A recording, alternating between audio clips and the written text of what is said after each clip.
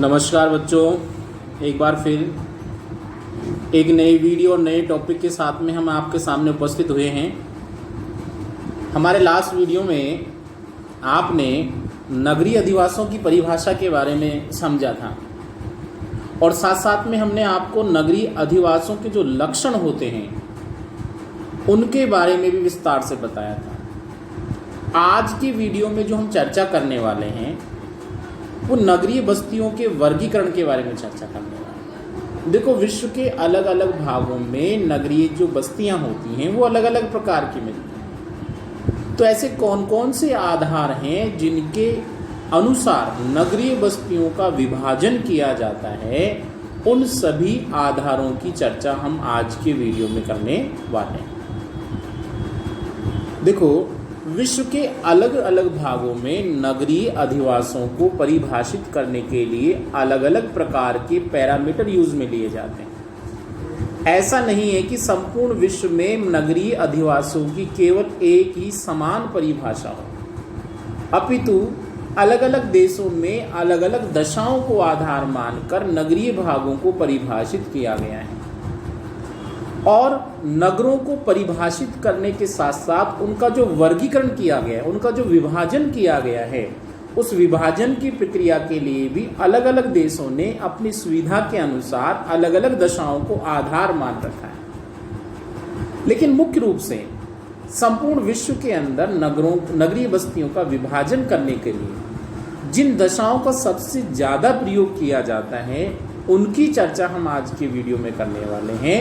और विश्व में मिलने वाली नगरीय बस्तियों का विभाजन करने के लिए मुख्यतः जनसंख्या के आकार को आधार माना जाता है, उसमें रहने वाले लोगों के द्वारा किए जा रहे व्यवसाय या क्रियाकलापों को आधार माना जाता है, नगरीय क्षेत्र में मिलने वाले प्रशासनिक ढांचे को आधार माना जाता है और साथ साथ में वहाँ पर जो आवश्यक दशाएं हमें देखने को मिलती हैं उन आवश्यक दशाओं को आधार मानकर भी जनसंख्या नगरीय बस्तियों का विभाजन किया गया है।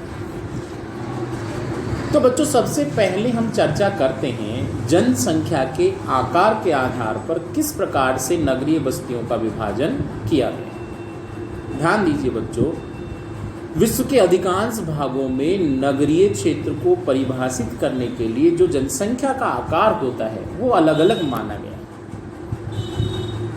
और अलग अलग देशों में नगरीय क्षेत्रों की श्रेणी में आने के लिए भी अलग अलग जनसंख्या को आधार माना जाता है।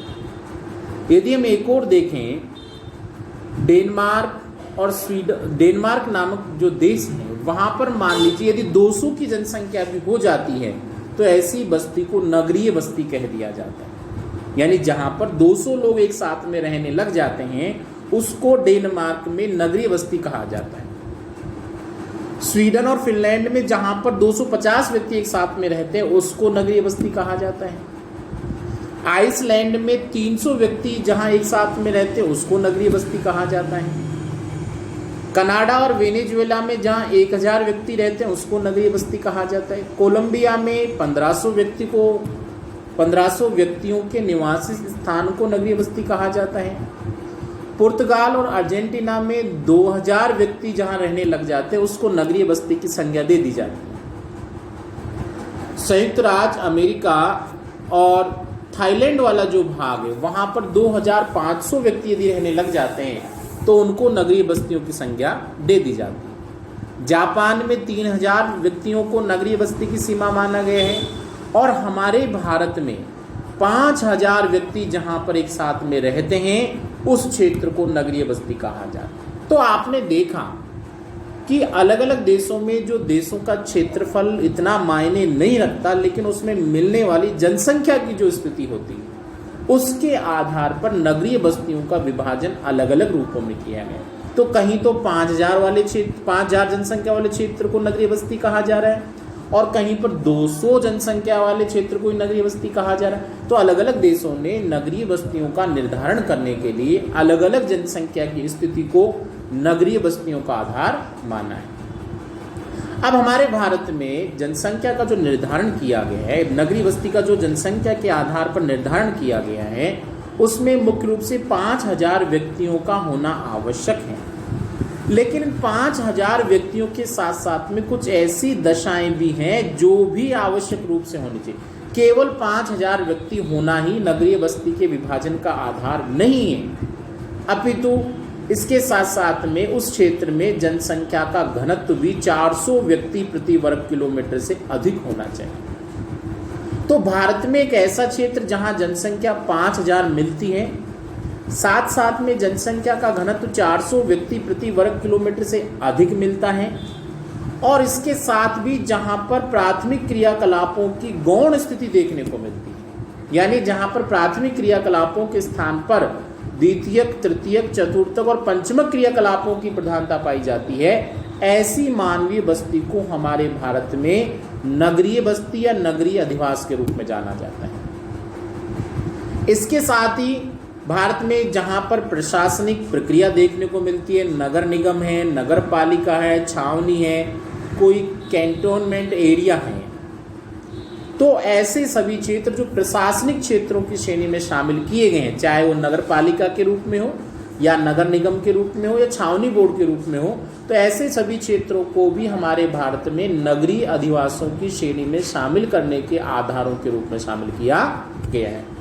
तो ये पूरे विश्व के अंदर अलग अलग भागों में जो नगरों का जनसंख्या के आकार के आधार पर वर्गीकरण किया गया था, उसके लिए पूरे विश्व में प्रयुक्त होने वाली जनसंख्या के आकार या जनसंख्या की जो स्थिति थी, उसके आधार पर पूरे विश्व में जनसंख्या की अलग अलग नगरीय विभाजन की प्रक्रिया का वर्णन हमने इस पॉइंट के अंदर किया है। जनसंख्या के आकार के साथ साथ में देशों में मिलने वाली जो व्यावसायिक संरचना होती है, वहां के लोग कौन कौन से क्रियाकलापों में संलग्न है, कौन कौन से कार्य कर रहे हैं, ऐसे कार्यों की संलग्नता को भी नगरों के विभाजन का आधार माना जाता है।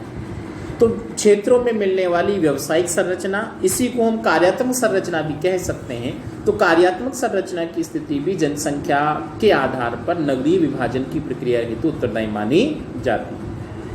जैसे इटली नामक एक देश है जहां पर 50% से अधिक जनसंख्या यदि गैर कृषि कार्यों में संलग्न मिलती है, तो उस क्षेत्र को वहां पर क्या कह दिया जाता है, नगर कह दिया जाता है। लेकिन हमारे भारत में ऐसा नहीं होता। हमारे भारत में जब तक 3/4 यानी 75% से अधिक जनसंख्या जब तक गैर कृषि कार्यों में संलग्न नहीं मिलेगी, तो उसे नगरीय क्षेत्र नहीं कहा जा सकता है। जब 75% या इससे अधिक जनसंख्या गैर कृषि कार्यों में संलग्न मिलती है, तो ऐसे क्षेत्र को फिर हमारे भारत में भी नगरीय अधिवासों के रूप में या नगरीय बस्तियों के रूप में परिभाषित किया जाने लगता है। तो किसी क्षेत्र के अंदर संपन्न होने वाली लोगों के कार्यों की जो स्थिति होती है, उसको भी नगरीय बस्तियों के विभाजन या वर्गीकरण का आधार माना जाता है। तो आर्थिक गतिविधियां जो होती हैं, वो नगरीय बस्तियों के एक विभाजन की प्रक्रिया के लिए आधार या मापदंड के रूप में प्रयुक्त की जाती है। तो व्यावसायिक संरचना भी जनसंख्या के आकार के समान नगरीय बस्तियों के विभाजन हेतु एक आवश्यक दशा मानी जाती है। अब व्यावसायिक संरचना के साथ साथ में किसी क्षेत्र में मिलने वाली जो प्रशासनिक स्थिति होती है, प्रशासन का जो ढांचा होता है, वो भी नगरीय बस्तियों के विभाजन का आधार माना जाता है। किसी क्षेत्र में प्रशासन किस प्रकार से संपन्न हो रहा है, ये पूरी की पूरी प्रक्रिया नगरीय बस्तियों के विभाजन के आधार मानी जाती है। विश्व के कुछ देशों में नगरीय बस्तियों को विभाजित करने में प्रशासनिक ढांचे को मापदंड माना जाता है। जैसे थोड़ी देर पहले हमने चर्चा की थी, यदि हमारे भारत में कहीं भी नगर पालिका मिल रही है, कोई छावनी बोर्ड मिल रहा है, नगर निगम मिल रहा है, या अधिसूचित नगरीय क्षेत्र समिति मिलती है, तो ऐसे क्षेत्र को हमारे भारत में नगरीय बस्ती की संज्ञा दे दी जाती है। ब्राजील और बोलीविया में जनसंख्या के आकार के साथ साथ प्रशासकीय केंद्रों को नगरीय केंद्रों को माना जाता है। तो भारत है, बोलीविया है, ब्राजील, कुछ ऐसे देश हैं जहां पर प्रशासनिक केंद्रों के आधार पर भी नगरीय बस्तियों का विभाजन किया गया है, और जहां पर नगरीय बस्तियों का वर्गीकरण करने के लिए जनसंख्या के आकार, साथ साथ में व्यावसायिक संरचना और प्रशासनिक प्रक्रिया को महत्वपूर्ण स्थान दिया जाता है। इन सभी 3 मूलभूत दशाओं के साथ साथ किसी क्षेत्र विशेष में मिलने वाली जो आवश्यक दशाएं होती हैं, आवश्यक सुविधाओं की जो स्थिति होती है, उसको भी नगरीय बस्तियों के विभाजन का आधार माना जाता है। तो विश्व के नगरीय केंद्रों की गणना जो होती है आवश्यक दशाओं और उसमें संपन्न होने वाले कार्यों के आधार पर की जाती है। जैसे कुछ क्षेत्र ऐसे हैं जो अवकाश यानी छुट्टियों के लिए जाने जाते हैं, कुछ ऐसे हैं जो पर्यटन के लिए जाने जाते हैं, कुछ कहीं पर औद्योगिक क्रियाएं ज़्यादा संपन्न होती है, कहीं पर सामुद्रिक प्रक्रियाएं ज़्यादा संपन्न होती है, कहीं पर सैनिकों के क्षेत्र होते हैं। तो अलग अलग क्षेत्रों में जो अलग अलग प्रकार की दशाएं बच्चों हमें देखने को मिलती हैं, उन आवश्यक दशाओं के आधार पर भी नगरीय क्षेत्रों का वर्गीकरण किया जाता है। तो विश्व में मिलने वाली जो नगरीय बस्तियां या नगरीय अधिवास जिसे हम कहते हैं, उनका विभाजन करने के लिए मेजरली 4 चीज़ें आपके सामने निकल कर आती हैं। ये पहला, ज़्यादातर नगरों का विभाजन किया जाएगा, जनसंख्या के आधार पर किया जाएगा। दूसरा जो मेजर पॉइंट निकल के आएगा वो जनसंख्या की कार्यात्मक या व्यावसायिक संरचना के रूप में निकल के आएगा। तीसरा जो पॉइंट बनेगा वो प्रशासनिक ढांचा या प्रशासनिक स्थिति के बारे में आएगा। और इसके अलावा चौथे कारण के रूप में जो आधारभूत या हम ऐसा कहेंगे आवश्यक दशाएं जो होती हैं कि किसी क्षेत्र में कौन कौन सी आवश्यक दशाएं मिल रही हैं, उन सभी दशाओं को आधार मानकर नगरीय बस्तियों का या नगरीय अधिवासों का विभाजन किया जाता है। तो बच्चों, आज के हमारे इस वीडियो में हमने नगरीय बस्तियों के वर्गीकरण के बारे में पढ़ा और वर्गीकरण के साथ साथ नगरीय बस्तियों को विभाजित करने के लिए कौन कौन सी दशाओं को आधारभूत माना जाता है, किन किन दशाओं के आधार पर नगरीय बस्तियों को विभाजन किया जा सकता है, उन सभी का इस वीडियो में उन सभी की इस वीडियो में हमने चर्चा की। तो आज का ये हमारा जो वीडियो यहीं समाप्त होता है। नेक्स्ट वीडियो में एक नए टॉपिक के साथ हम फिर मिलेंगे। तब तक के लिए घर पे रहिए, सुरक्षित रहिए, पढ़ते रहिए। धन्यवाद।